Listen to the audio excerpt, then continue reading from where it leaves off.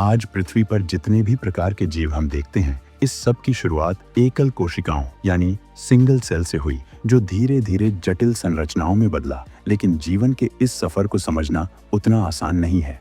यहाँ पर कई बड़े सवाल सामने आते हैं कि आखिर जीवन का पहला बीज पृथ्वी पर कैसे आया और आखिर क्यों जीवन की शुरुआत पानी से ही हुई। इन सब सवालों के जवाब जानने के लिए हमें भी उसी समय में जाना होगा जब इन सब की शुरुआत हुई। तो आइए चलते हैं आज से करीब 3.8 अरब साल पहले। यह समय बेहद कठोर था। उस समय ऑक्सीजन नहीं थी और वातावरण पतला था। ओजोन परत का भी कोई नामो निशान नहीं था। सूरज से आने वाली घातक अल्ट्रावायलेट किरणें पृथ्वी को झुलसा रही थीं। इस समय पृथ्वी के सतह का तापमान 70 से 80 डिग्री सेल्सियस था। इसी नर्क जैसी स्थिति में जीवन का आरंभ सतह पर असंभव था, क्योंकि इस समय पृथ्वी पर उल्कापिंडों की बमबारी लगातार जारी थी। लेकिन पानी एक सुरक्षित आश्रय साबित हुआ। इसके भीतर जीवन ने पहली बार अपनी नींव रखी। ये सवाल आज भी बना हुआ है कि जीवन का पहला बीज पृथ्वी पर कैसे आया। वैज्ञानिक इस विषय पर अलग अलग थ्योरीज देते हैं। कुछ का मानना है कि जीवन का पहला बीज किसी उल्कापिंड के साथ अंतरिक्ष से पृथ्वी पर आया, जबकि अन्य का मानना है कि जीवन के प्रारंभिक तत्व पृथ्वी पर पानी में उपस्थित कुछ रसायनों के मिलन से स्वतः उत्पन्न हुए। पानी के भीतर अणुओं का ऐसा घोल मौजूद था जिसने जीवन के लिए जरूरी रसायनों को जन्म दिया। इन्हीं रसायनों ने एक साथ मिलकर एकल कोशिकाओं का निर्माण किया। आपका, मेरा और इस पृथ्वी पर मौजूद सभी जीवों का सफर 8 अरब साल पहले इसी नर्क जैसे वातावरण में पानी के भीतर एक कोशिका के रूप में, अर्थात एक सिंगल सेल के रूप में शुरू हुआ। लेकिन यह कहानी इतनी सीधी नहीं है। इसे समझने के लिए हमें जीवन को उसकी बुनियादी परतों में देखना होगा। हमें कुछ सवालों पर गौर करना होगा, जैसे जीवन आखिर है क्या? क्या किसी चीज को जिंदा कहने के लिए कुछ खास गुणों का होना जरूरी है? दिलचस्प बात यह है कि कुछ गैर जीवित चीजें जैसे बादल हमारे जैसे कुछ गुण साझा करते हैं। वे आसमान में घूमते हैं, आकार बदलते हैं, लेकिन उनके पास कोई आत्मनिर्भर जीवन नहीं होता। ये सवाल उठता है कि ऐसा क्या है जो सजीव को निर्जीव से अलग करता है। धरती पर मौजूद हर जीव दो मुख्य भागों में बटा हुआ है। पहले सिंगल सेल वाले जीव, जिनका पूरा अस्तित्व एक ही सेल में सिमटा होता है, और दूसरे मल्टी सेलुलर जीव, जो लाखों करोड़ों सिंगल सेल्स से मिलकर बने होते हैं। हम इंसान एक मल्टी सेलुलर जीव हैं। हमारा शरीर खरबों छोटे छोटे सेल्स से मिलकर बना है। ये सेल्स इतने छोटे होते हैं कि इन्हें नंगी आंखों से देखना असंभव है। ये सेल्स ही मिलकर हमारे शरीर के अंगों जैसे दिल और किडनी को आकार देते हैं। ये अंग जब मिलते हैं तो एक इंसान या जानवर का रूप बनता है। अब बात करें सिंगल सेल वाले जीवों की। ये बेहद छोटे होते हैं, इतने छोटे कि बिना माइक्रोस्कोप के इन्हें देखना नामुमकिन है। लेकिन हैरानी की बात यह है कि एक सिंगल सेल भी खुद में एक पूरी दुनिया है। इसके भीतर छोटे छोटे हिस्से होते हैं, जिनमें से हर एक की जिम्मेदारी तय होती है। ये हिस्से मिलकर एक अद्भुत संतुलन के साथ सिंगल सेल को जीवित रखते हैं।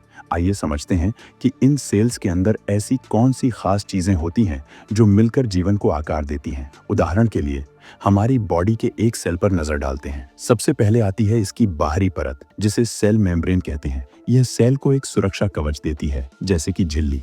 आप इसे सेल की स्किन भी कह सकते हैं। यह झिल्ली साधारण नहीं है, बल्कि बेहद खास है, क्योंकि यह पोषक तत्वों की पहचान कर उन्हें अंदर आने देती है। वहीं हानिकारक तत्वों के लिए यह रास्ता बंद कर देती है। साथ ही यह सेल के अंदर से वेस्ट को भी बाहर निकालने का काम करती है। इसके बाद आता है सेल के भीतर मौजूद लिक्विड, जिसे हम साइटोप्लाज्म कहते हैं। यह केवल एक लिक्विड नहीं है, बल्कि इसमें सेल के कुछ खास अंग होते हैं जो अहम कार्य करते हैं। इन स्पेशल पार्ट्स की मदद से सेल्स जरूरी तत्व जैसे कि प्रोटीन बनाते हैं, और प्रोटीन ही वह आधार है जिसके जरिए सेल्स अपनी ज्यादातर केमिकल प्रोसेस को पूरा करते हैं। सेल्स के कुछ जरूरी हिस्से छोटे छोटे मॉलिक्यूल्स को ऐसे मटेरियल में बदलते हैं जो सेल्स की एनर्जी और ग्रोथ के लिए बेहद जरूरी होते हैं। इनसे बने पोषक तत्व खास प्रकार की ट्यूब्स के माध्यम से पूरे सेल में ट्रांसफर किए जाते हैं। इसका मतलब है कि हमारे शरीर में मौजूद हर सेल के अंदर एक सिस्टम होता है जो हमारे खाने से जरूरी तत्व लेकर उसे ग्रोथ और एनर्जी के लिए उपयोग करता है।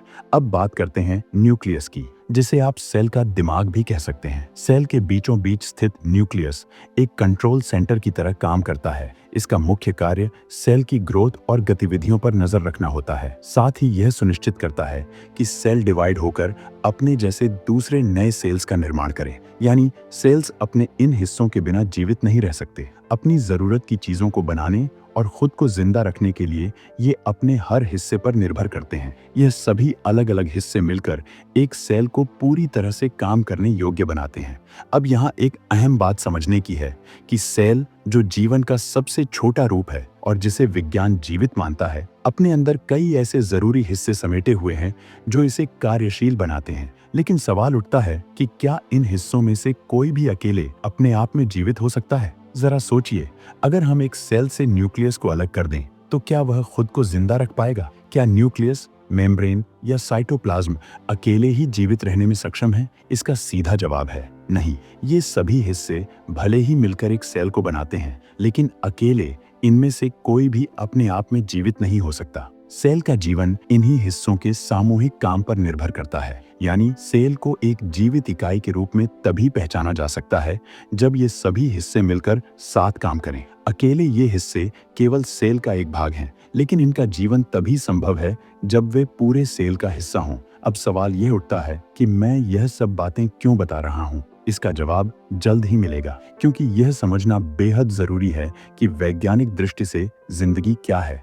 जब हम इस बुनियादी सवाल का उत्तर खोजने लगेंगे, तभी हम जीवन के गहरे रहस्यों से पर्दा उठा पाएंगे। तो आइए अब हम इन छोटे सेल्स के पार्ट्स को और अधिक गहराई में जाकर समझते हैं।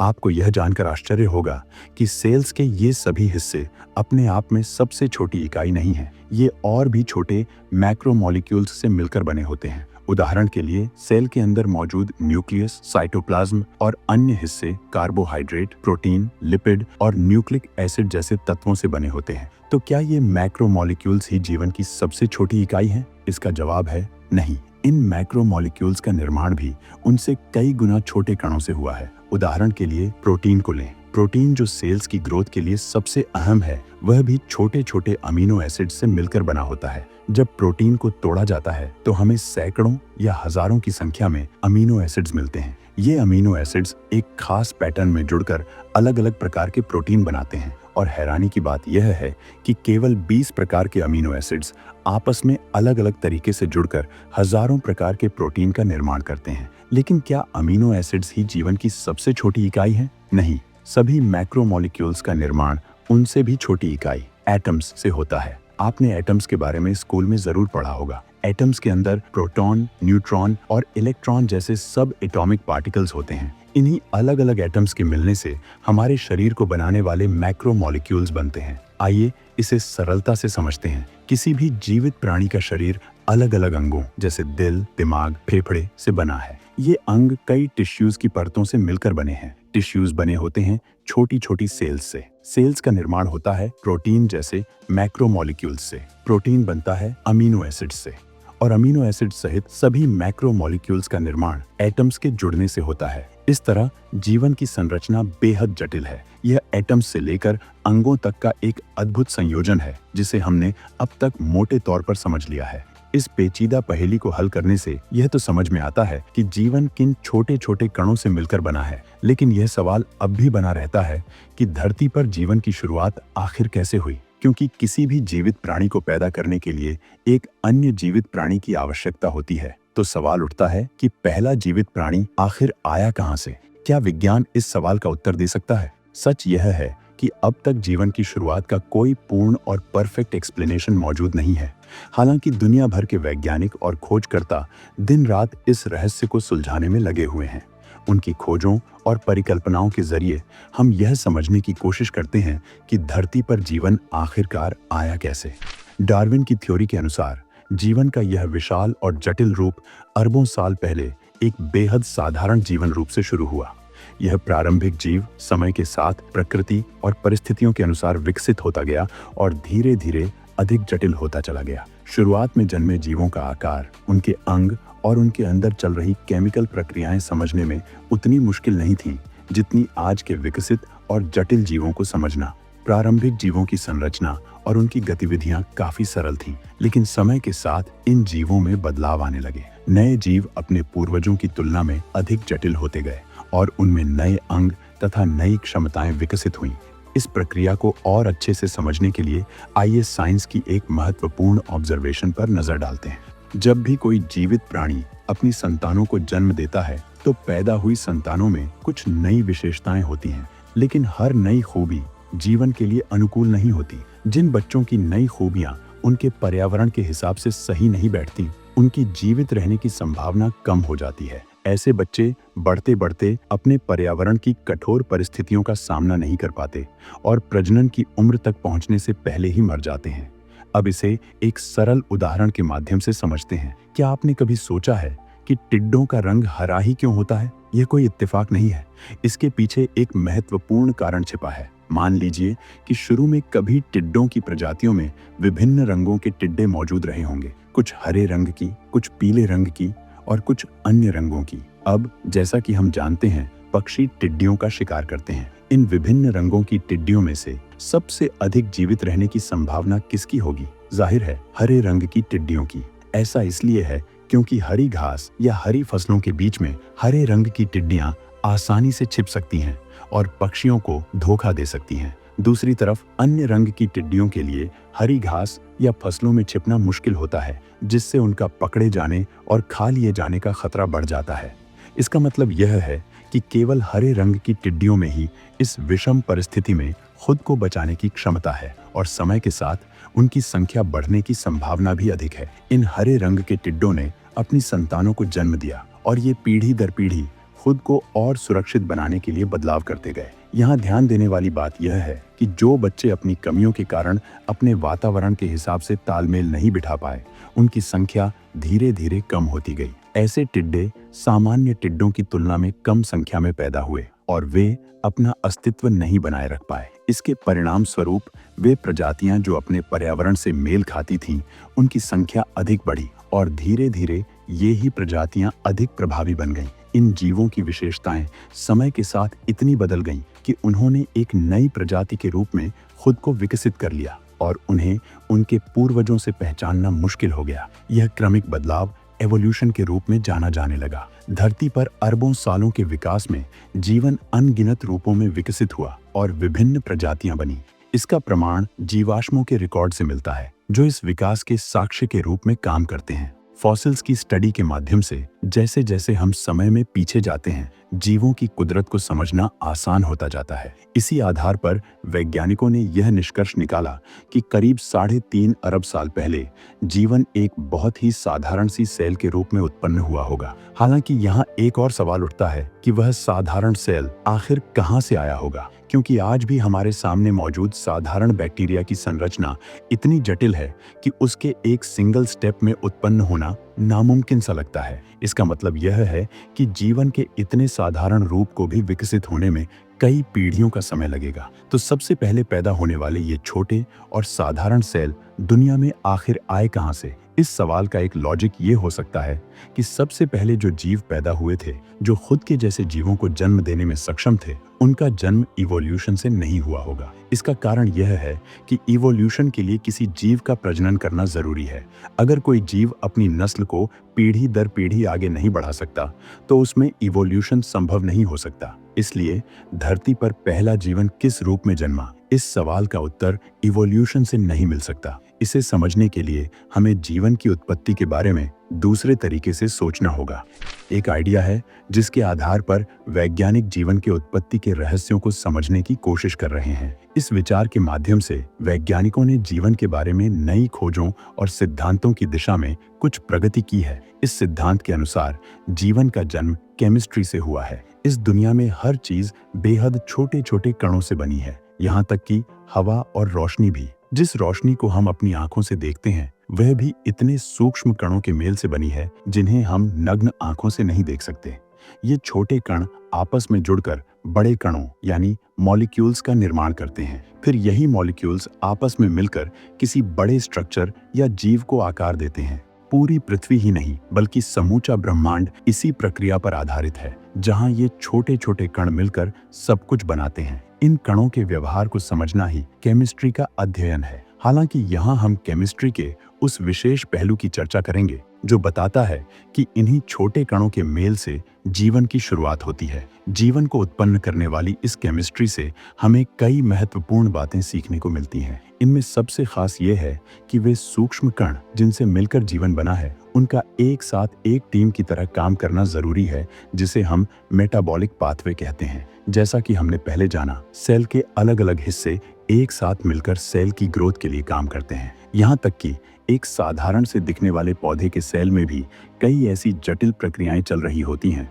जिनमें अलग अलग हिस्से सेल की ग्रोथ के लिए सहयोग करते हैं। इसके अलावा खाने के मॉलिक्यूल्स को तोड़कर उन्हें एनर्जी में बदलने जैसे महत्वपूर्ण काम भी होते हैं। ये सभी काम मेटाबॉलिज्म का हिस्सा हैं और जीवन की केमिस्ट्री में यही सबसे अहम चीज है। बिना मेटाबॉलिज्म के जीवन संभव नहीं हो सकता। सेल की ग्रोथ और उसकी एनर्जी उत्पन्न करने के लिए पूरा सिस्टम मेटाबॉलिज्म कहलाता है और इसके बिना जीवन का लगातार अस्तित्व बनाए रखना असंभव है।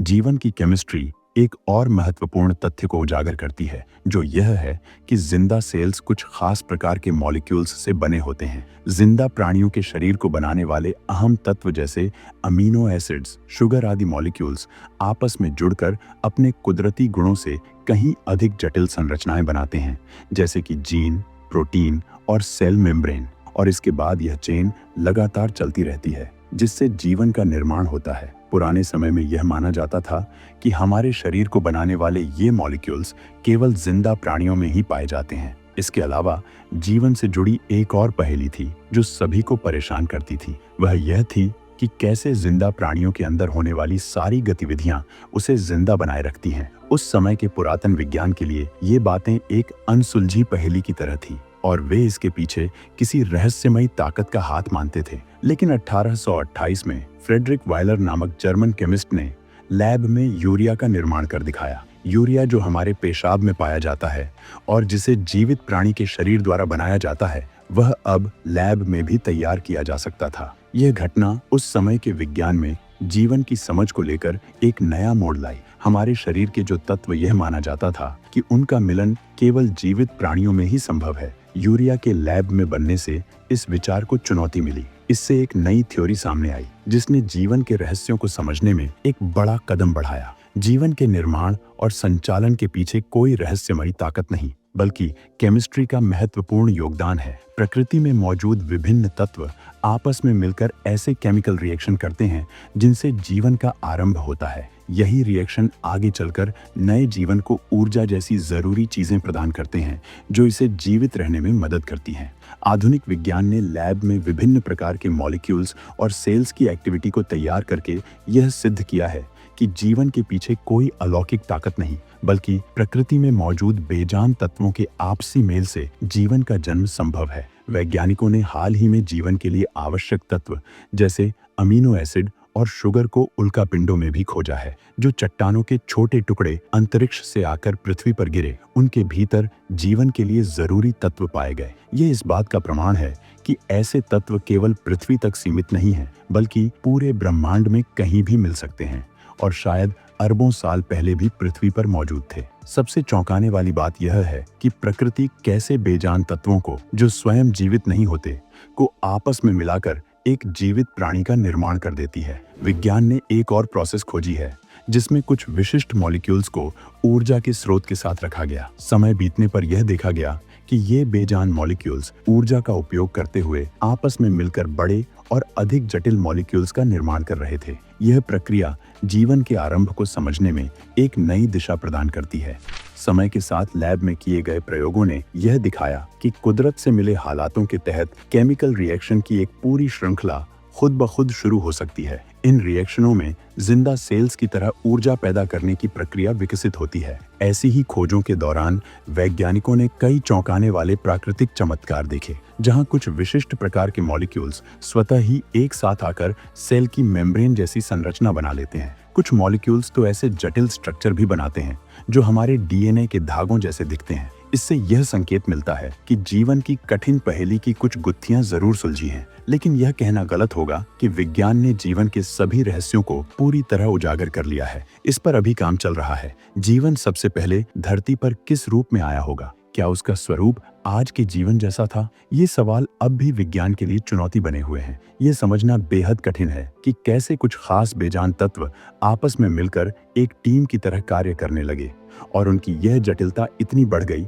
कि उन्होंने जेनेटिक कोड जैसे अद्वितीय और जटिल सिस्टम को जन्म दिया। संभवतः अरबों साल पहले भी ऐसा ही हुआ होगा। जब पानी की सुरक्षित जगह में बेजान मॉलिक्यूल्स के आपस में मिलने से अचानक एक जीवित प्राणी का जन्म हुआ। यह पहला प्राणी धरती पर जीवन के विशाल पेड़ का बीज बना, जिसकी शाखाओं पर समय के साथ करोड़ों तरह की जिंदगियां विकसित हुई और खरबों पत्तों के रूप में अस्तित्व में आईं।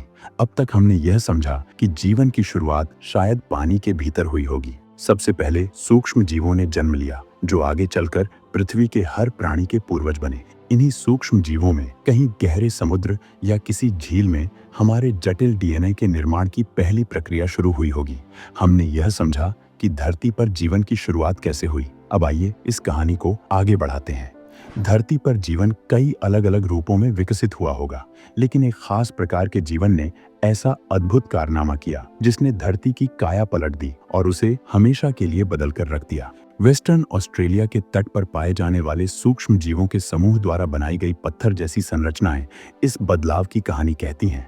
ये अनोखी और प्राचीन संरचनाएं, जिन्हें स्ट्रोमेटोलाइट्स कहा जाता है, साइनोबैक्टीरिया नामक बेहद छोटे जीवों का घर हैं। ये बैक्टीरिया एक चिपचिपा पदार्थ उत्सर्जित करते हैं, जिस पर रेत और तलछट चिपक जाती है और धीरे धीरे यह पत्थर जैसी संरचना का रूप ले लेती है। ये स्ट्रोमेटोलाइट्स अरबों साल पुराने हो सकते हैं, क्योंकि ये धरती पर जीवन के सबसे प्रारंभिक रूपों में से एक हैं। ये सूक्ष्म जीव पानी में कार्बन डाइऑक्साइड और सूरज की रोशनी का उपयोग करके अपना भोजन बनाते हैं, जिसे हम आज फोटोसिंथेसिस कहते हैं। इस प्रक्रिया के दौरान ये ऑक्सीजन छोड़ते हैं और यह काम वे पिछले अरबों सालों से कर रहे हैं। धरती पर अब तक पाए गए सबसे पुराने स्ट्रोमेटोलाइट्स की उम्र लगभग 3 अरब 500 मिलियन साल आंकी गई है। लेकिन शांत और स्थिर दिखने वाले इन पत्थरों ने कभी धरती के वातावरण में ऐसा बदलाव किया था जिसने उस समय मौजूद अधिकांश जीवन को समाप्त कर दिया। दरअसल इन सूक्ष्म जीवों के समूह ने वातावरण में एक गैस छोड़ी थी जो उस वक्त के अधिकतर जीवों के लिए जहर बन गई। वह जहरीली गैस थी ऑक्सीजन। जी हाँ, ये सुनने में अजीब लग सकता है, लेकिन ये सच है। लगभग 3 अरब साल पहले धरती के वातावरण में ऑक्सीजन का स्तर आज जितना नहीं था। आज के समय में जो ऑक्सीजन हमारे वातावरण में मौजूद है, वह उस दौर की तुलना में काफी अधिक है। उस समय धरती पर मौजूद प्राणी आज के जीवों से काफी अलग थे। वे ऑक्सीजन पर निर्भर नहीं थे। हालांकि उस वक्त भी ऑक्सीजन बन रही थी, लेकिन धरती पर लोहे की भारी मात्रा के कारण यह फ्री ऑक्सीजन आयरन के साथ मिलकर आयरन ऑक्साइड यानी लोहे की जंग में बदल जाती थी। जैसे जैसे समय बीता, धरती पर लोहे की मात्रा घटने लगी। नतीजतन ऑक्सीजन धीरे धीरे वातावरण में इकट्ठा होने लगी, जिससे ऑक्सीजन का स्तर बढ़ा। यह बदलाव उस समय के अधिकतर जीवों के लिए घातक साबित हुआ, क्योंकि ऑक्सीजन उनके लिए जहरीली थी। इसे ग्रेट ऑक्सीडेशन इवेंट कहा जाता है, जिसने उस समय के अधिकांश जीवन को खत्म कर दिया।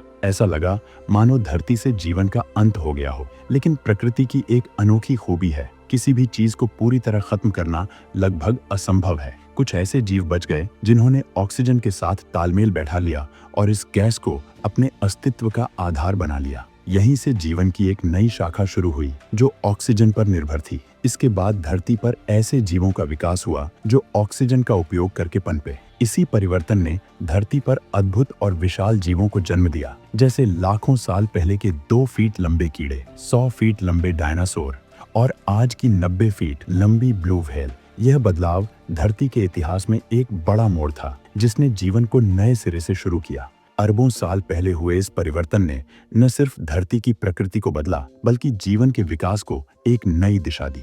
आज हमने जीवन के इस सफर का एक छोटा सा हिस्सा जाना, लेकिन हमारा जिज्ञासु दिमाग अभी भी कई सवाल पूछता है। सोचिए, अगर धरती पर ऑक्सीजन की जगह कोई दूसरी गैस जीवन का आधार होती, तो जीव कैसे होते? क्या वे हमारे जैसे होते?